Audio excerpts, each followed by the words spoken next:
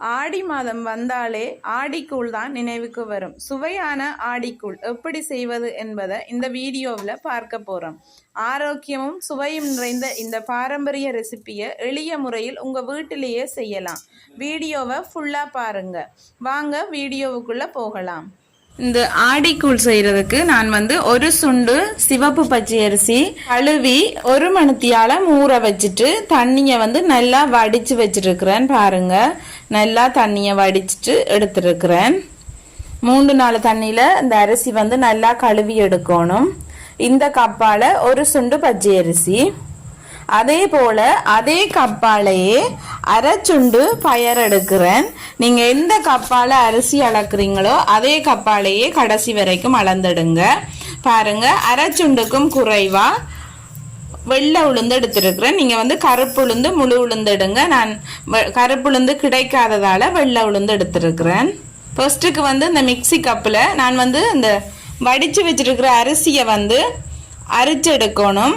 அதுக்கு ஃபர்ஸ்ட்டுக்கு மிக்சி கப்பில் நல்லா மாவை அரைச்சு அரிதட்டால் அரிச்செடுக்கணும். இது நாங்கள் வறுத்த மாவோ எதுவும் கடை மாவு சேர்க்கக்கூடாது. இந்த ஆடிக்கூழுக்கு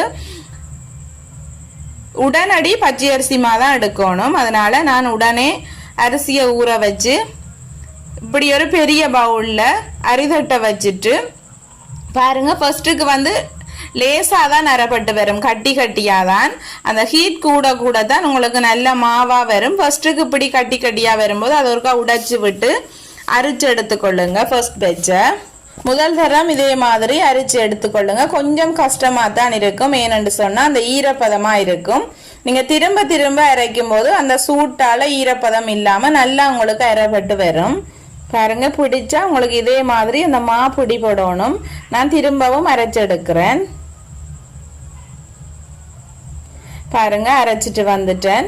இனி இந்த மா அரிதட்டால அரைக்கும் போது உங்களுக்கு ஈஸியா இருக்கும். கட்டிகள் இல்லாம நல்லா அரிதட்டால அரைச்செடுங்க. 2-3 தரம் நீங்க திரும்ப திரும்ப மிக்சியில போட்டு அரைச்செடுத்தீங்கன்னா உங்களுக்கு இந்த மா நல்லா பட்டு போல அரைப்பட்டு வந்துடும். நான் திரும்பவும் இதை ஒருக்கா அரைச்செடுக்க போறேன். பாருங்க, நல்லா திரும்ப அந்த கடைசி கட்டையையும் அரைச்சி கொண்டு வந்துட்டேன். ஓகே, இனி எங்களுக்கு இது தேவையில்லை. பாருங்க, இந்த பச்சை அரிசி மா உங்களுக்கு இறுக்கமா இருக்கும், ஆனா நல்லா டேஸ்டா இருக்கும். நீங்க கடை மாவோ இடியப்பமா எதுவும் யூஸ் பண்ணாதீங்க. இனி இன்னொரு தாச்சி ஒன்று அடுப்புல வச்சுட்டு அடுப்பை மீடியம் ஃப்ளேம்ல வச்சுட்டு இந்த உளுந்தை நல்லா பொன்னிறமா வரும் வரைக்கும் நாங்க வறுத்தெடுக்க போறோம். பாருங்க, இந்த உளுந்து எப்படி நல்ல நிறம் மாறிக்கொண்டு வருதுன்னு சொல்லி நல்ல கோல்டன் ப்ரௌன் கலருக்கு வந்தோன்னே அடுப்பை ஆஃப் பண்ணிட்டு இந்த உளுந்தை வேறொரு பவுலுக்கு மாற்றி கொள்ளுங்க. நீங்கள் கருப்பு உளுந்து வறுக்குறீங்கன்னு சொன்னால் அந்த கருப்பு உளுந்து நல்லா வறுபட்டு நிறம் மாறி வரைக்க நீங்கள் அடுப்பை ஆஃப் பண்ணிட்டு எடுக்கலாம். பட் நான் இன்றைக்கு வெள்ளை உளுந்து தான் எடுத்துருக்கிறேன். பாருங்க, இதே மாதிரி நல்லா நிறம் மாறி பொன் நிறமாக வரணும். அதே போல திரும்பவும் அடுப்பை ஆன் பண்ணிட்டு அந்த பயரையும் நாங்க வறுத்தெடுக்கணும். பயரும் நல்ல கோல்டன் ப்ரௌன் கலருக்கு வரணும். நல்லா வறுபட்டு வரும் வரைக்கும் இந்த பயரை நல்லா நாங்க வறுத்தெடுப்போம். இந்த ஆடிக்கூழ் செய்யறதுக்கு ரொம்ப நேரம் எடுக்கும். பட் இது ஸ்டெப் பை ஸ்டெப்பா செய்யணும். அதுவும் பொறுமையா செய்யுங்க. அவசரப்பட்டு செய்தா இந்த ஆடிக்கூழ் நல்லா வராது. அதனால ஒவ்வொரு வேலையா பார்த்து பார்த்து செய்தீங்கன்னு சொன்னா ரொம்பவே டேஸ்டா வரும். கண்டிப்பா ட்ரை பண்ணி பாருங்க. ஆடி 18க்கு எல்லாருமே வீட்டுல கூடுதலா தமிழர்கள் இந்த ஆடிக்கூழ் செய்வாங்க. அதனால நாங்க ஃபர்ஸ்டாவே உங்களுக்கு நான் செய்து காட்டுறேன். பாருங்க, இந்த பயரோட நிறம் நல்லா மாறி வந்துட்டுது. இனி இதை ஒரு பவுலுக்கு மாற்றி கொள்ளுவோம்.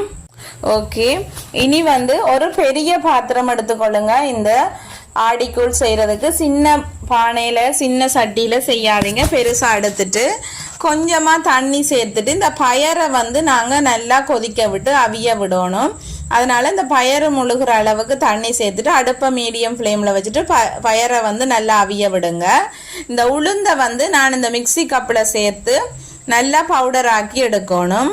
பாருங்க, இந்த உளுந்தை நான் அரைச்சு எடுத்துட்டு வந்துட்டேன். இதுல இந்த பச்சை அரிசி மாவில அரைவாசி உளுத்த மாவை சேர்த்துட்டு இந்த பச்சை அரிசி மாவில் ஒரு கைப்பிடி மா எடுத்து நான் இந்த எடுத்து வச்சிருக்கிற இந்த உளுத்த மாவோட சேர்க்க போறேன். பாருங்க இதே மாதிரி சேர்த்து கொள்ளுங்க. நான் கொஞ்சம் கொஞ்சமா சேர்க்கிறேன். நீங்க ஒரு கைப்பிடி நிறைய சேர்த்தீங்கன்னு சொன்னா உங்களுக்கு அளவு கணக்கா வரும். மிச்ச உளுந்த மாவையும் இந்த அரிசி மாவோட மிக்ஸ் பண்ணிட்டு அதை ஓரமா வச்சுட்டு ஃபர்ஸ்ட்டுக்கு வந்து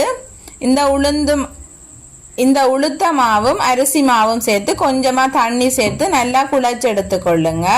பாருங்க இதே மாதிரி நல்லா குழைச்சு எடுத்துட்டு இதை வந்து சின்ன சின்ன போல்ஸா வந்து நாங்க பிடிச்சு எடுக்க போறோம். பாருங்க இதே மாதிரி நல்ல போல்ஸா சின்ன சின்னனா பிடிச்சு எடுத்துக்கொள்ளுங்க. நான் உங்களுக்கு ஒவ்வொரு படிமுறையா செய்து காட்டுறேன். ஆரம்பத்திலேயே செய்ய தெரியாதவங்க வந்து இந்த வீடியோவை பார்த்தா ஸ்டார்ட்ல இருந்து பார்த்தீங்கன்னு சொன்னா செய்யலாம். அதனால வீடியோவை வந்து ஸ்கிப் பண்ணாம ஃபுல்லா பாருங்க. எல்லா போல்ஸையுமே நான் பிடிச்சிட்டு உங்களுக்கு காட்டுறேன். ஓகே பாருங்க இதே மாதிரி எல்லா போல்ஸையுமே நான் பிடிச்சு கொண்டு வந்துட்டேன். இனி இன்னொரு பவுல்ல வந்து தேங்காய் பல்லு வந்து பாருங்க நான் சின்ன சின்னனா கட் பண்ணி வச்சிருக்கிறேன். இங்கால பாத்தீங்கன்னு சொன்னா பயறு நல்லா கொதிச்சு அந்த தண்ணி பயறுல உள்ள தண்ணி வந்து நல்லா நிறம் மாறி பாருங்க நல்லா அவிஞ்சு வந்துட்டுது.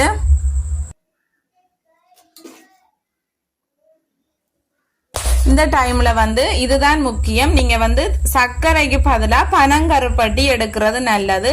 பட் எனக்கு வந்து பனங்கட்டி கிடைக்காதனால நான் வந்து நல்ல கருப்பு சர்க்கரை தான் எடுத்திருக்கிறேன். வெள்ளை சர்க்கரை எடுக்கையில நல்ல கருப்பு சர்க்கரையா எடுத்திருக்கிறேன்.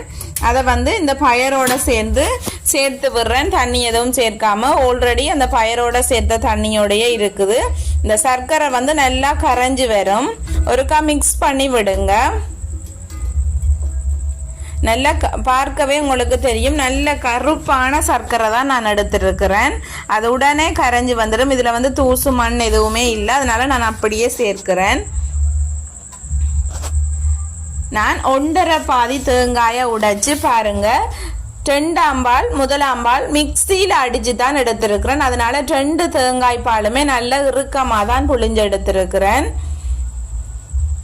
நான் சொன்ன அளவுகள் அதாவது ஒரு சுண்டு அரிசிக்கு அதே சுண்டால 6 கப் தேங்காய் பால் எடுத்தீங்கன்னு சொன்னா உங்களுக்கு வந்து நீங்க விடிய கூழ் காய்ச்சினாலும் பின்னேறம் வரைக்கும் அந்த கூழ் வந்து இறுகாம அதே மாதிரியே இருக்கும். அதனால நீங்க வந்து 6 கப் தேங்காய் பால் எடுத்துக்கொள்ளுங்க. 1 கப் அரிசிக்கு தான் நான் சொல்றேன், மாக்கணக்கு இல்லை. 1 கப் அரிசிக்கு தான் 1.5 பாதி தேங்காவை உடைச்சு நான் இப்படி நல்ல இறுக்கமான பாலா புழிஞ்சு எடுத்துருக்கிறேன். நீங்க மிக்சியில 2-3 தரம் அடிச்சிங்கன்னு சொன்னா தேங்காய் பால் வந்து உங்களுக்கு நல்ல கட்டி பாலா வரும். நல்லா விட்டுட்டு நல்லா மிக்ஸ் பண்ணிக்கொள்ளுங்க. உங்களுக்கு வந்து நீங்க தண்ணி விடும்போது விட்டுட்டு மிக்ஸ் பண்ணும்போது உங்களுக்கு தண்ணி தன்மையா தான் இருக்கும், இறுகின மாதிரி இருக்காது. பட் நீங்க பாலை சேர்த்துட்டு கிண்டி கொண்டு வரும் பொழுது உங்களுக்கு வந்து களி அதே நல்ல ஒரு பக்குவத்துல வந்துடும். பாருங்க அந்த சர்க்கரையெல்லாம் நல்லா கரைஞ்சி வந்துட்டுது. இந்த டைம்ல வந்து நான் அந்த செய்து வச்சிருக்கிற போல்ஸையும் சேர்த்து கொள்றேன். அந்த உருண்டைகளை வந்து ஒவ்வொன்றா சேர்த்துட்டீங்கன்னு சொன்னா அதுவும் நல்லா அந்த சர்க்கரையும் பயரோட சேர்ந்து கரையாம அவிஞ்சு வரும். பாருங்க நான் ஒரு 5 நிமிஷத்துக்கு பிறகு பார்க்கும் பொழுது அந்த உளுத்த மாவு உருண்டை சர்க்கரை எல்லாம் கரைஞ்சி அந்த பயரோட சேர்ந்து நல்லா அவிஞ்சு வந்திருக்குது கரையாம. அடுப்பை வந்து மீடியம் ஃப்ளேம்லயே வச்சுக்கொள்ளுங்க. என்னன்னு சொல்ல கூடுதலா நீங்க ஹை ஃப்ளேம்ல வச்சிங்கன்னாலும் தண்ணி வத்தி அந்த சர்க்கரையோட தன்மை வந்து மாறிடும். பாருங்க நீங்க எந்த ஒரு ஸ்வீட் ஐட்டம் செய்தாலும் கல்லுப்பு அல்லது தூளுப்பா இருந்தாலும் சேர்க்கிறது அவசியம். நான் வந்து கல்லுப்பு தான் சேர்க்கிறேன். ஓகே பாருங்க இந்த டைம்ல இந்த சர்க்கரை எல்லாம் நல்லா இந்த சர்க்கரையெல்லாம் நல்லா கொதிச்சு கரைஞ்சி வந்து இந்த உளுத்த மாவெல்லாம் நல்லா அவிஞ்சு வரும்போது இந்த தேங்காய் பால் 2ஆம் பாலை சேர்த்து கொள்ளுங்க. நான் அந்த தண்ணி அளவு சொல்லும் பொழுது முதல் பாலை விட்டுத்தான் 2ஆம் பால் தான் 6 கப் பால் எடுக்க சொன்னேன். முதல் பால் வந்து கடைசியா சேர்க்கிறது. அந்த அளவை விட்டு 6 கப் தேங்காய் பால் நல்லா கட்டி பாலா எடுத்துக்கொள்ளுங்க. சேர்த்துட்டு நல்லா மிக்ஸ் பண்ணி விடுங்க. நல்லா கொதிச்சு வரும்போது இந்த தேங்காய் பல்லையும் சேர்த்துக்கொள்ளுங்க. பட் நான் வந்து இதுல கொதிக்கிறது காட்டையில என்னன்னு சொன்னா, நீங்க கைய விட்டுட்டீங்க அப்படின்னு சொன்னா இந்த மா வந்து அடியில கட்டிப்பட்டு மேலால உங்களுக்கு திரண்டு வரும். அதனால அந்த கொதிச்சு வரும் பொழுது நீங்க வந்து இது வந்து ஒரு கிட்டத்தட்ட ஒரு 10 இருந்து 15 நிமிஷம் உங்களோட கைக்கு வேலை கொடுக்கணும். மிக்ஸ் பண்ணிக்கொண்டே இருக்கணும். அப்ப உங்களுக்கு வந்து லேசா ஆரம்பத்துல இருந்து ஹீட் ஆகி அந்த களி வந்து அந்த கூழ் பதத்துக்கு வரும். அந்த மா வந்து நல்ல களியாகாம அந்த கட்டிப்படாம கூழ் பதத்துக்கு வரும். அதனால மிக்ஸ் பண்ணிக்கொண்டே இருங்க. இதே மாதிரி நல்லா அடியால மிக்ஸ் பண்ணிக்கொண்டே. இந்த டைம்ல பாத்தீங்கன்னு சொன்னா நான் ஏலக்காய் வந்து இடிச்சு வச்சிருக்கிறேன், அதையும் சேர்த்து கொள்றேன் வாசனைக்காக. உங்களுக்கு கிண்டி கொண்டிருக்கவே அந்த கூழ் பதம் வந்துடும். அதனால கைவிடாம நல்லா கிண்டி கொண்டிருங்க. நான் வந்து சர்க்கரை வந்து 500 கிராம் சர்க்கரை எடுத்துருக்கிறேன். சர்க்கரையோட அளவு சொல்ல இல்லை, ஸ்டார்ட்ல சர்க்கரை வந்து 500 கிராம் எடுத்துருக்கிறேன். ஒரு சுண்டு அரிசிக்கு 500 கிராம் சர்க்கரை காணும். இனிப்பு வந்து உங்களுக்கு அந்த இனிப்பே காணும். இல்லை காணாதுன்னு சொன்னால் நீங்கள் சீனியும் சேர்க்கலாம். பட் ஆடிக்கூழுக்கு வந்து தனியாக பனங்கட்டி தான் சேர்க்கிறது. நான் வந்து இந்த பனங்கட்டி கிடைக்காதனால சர்க்கரையில் செய்து காட்டுறேன். நல்ல கருப்பு சர்க்கரையில் செய்து காட்டுறேன் உங்களுக்கு. பாருங்க எப்படி இறுகி கொண்டு வருதுன்னு சொல்லி அந்த நிறம் மாறி அந்த கூழ்ட பக்குவம் எல்லாம் நல்லா களித்தன்மைக்கு வருது. இதே மாதிரி நீங்க மிக்ஸ் பண்ணி கொண்டிருந்தீங்கன்னு சொன்னா நல்லா களித்தன்மைக்கு வந்துடும். கைவிடாம மிக்ஸ் பண்ணி கொண்டே இருங்க, இல்லாட்டி அடியால கட்டிப்பட்டு உங்களுக்கு திரண்டு வந்துடும். அதனால அந்த மா வந்து கட்டிப்பட விடாம நல்லா மிக்ஸ் பண்ணி கொண்டே இருங்க.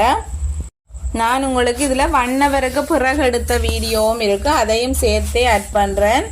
பாருங்க எவ்வளோ நல்ல களி பக்குவத்துக்கு வந்துட்டுது கட்டிப்படாம. இதே மாதிரி நல்லா மிக்ஸ் பண்ணி கொண்டிருந்தீங்கன்னு சொன்னால் சூப்பரான ஆடிக்கூழ் வந்து ரெடி ஆயிட்டு.